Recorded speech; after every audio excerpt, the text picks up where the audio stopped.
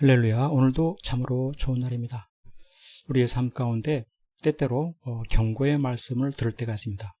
돌이켜야 할 때, 책망을 받을 때, 죄에 대한 지적을 받을 때, 그럴 때 어떻게 되겠습니까? 한 귀로 듣고 흘려보내는 것이 아니라 회개에 합당한 열매를 맺는 것, 돌이키고 삶의 변화를 이루고 변화된 삶의 열매를 이루는 이것이 참으로 중요한 것입니다. 속으로 아브라함이 우리 주상이라고 생각하지 말라. 내가 너희에게 이르노니 하나님의 등이 이 돌들로도 아브라함 자손이 되게 하시리라. 이미 도끼가 나무 뿌리에 놓였으니 좋은 열매를 맺지 아니하는 나무마다 찍혀 불에 던지리라. 이와 같이 말씀합니다.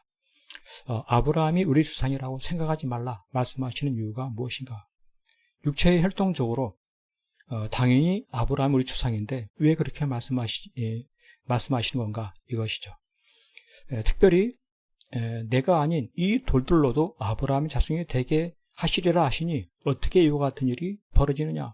돌이 어떻게 아브라함의 자손이 되느냐라고 하는 것이죠. 무엇이든지 간에 자손이라고 하면 혈통이 중요하지 않느냐, 족보가 중요하지 않느냐라고 하는 것입니다.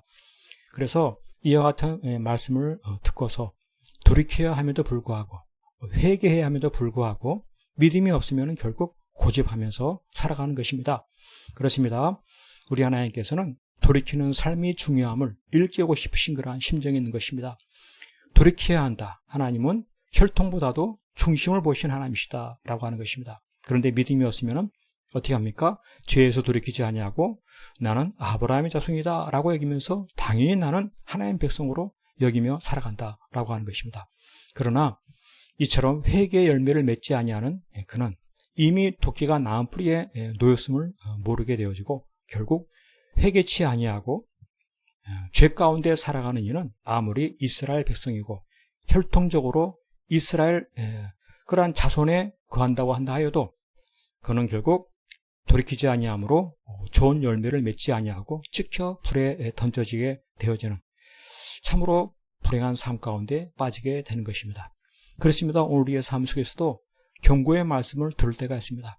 죄에서 돌이킬 것을, 고집하지 말 것을, 나쁜 길에서 떠날 것을 이와 같이 말씀을 통하여서 책망을 받고 인도를 받을 때 믿음이란 무엇입니까? 회개에 합당한 열매를 맺는 것입니다. 돌이키는 것입니다. 죄에서 떠나는 것입니다. 이단에서 떠나는 것입니다. 바른 믿음을 갖는 것입니다.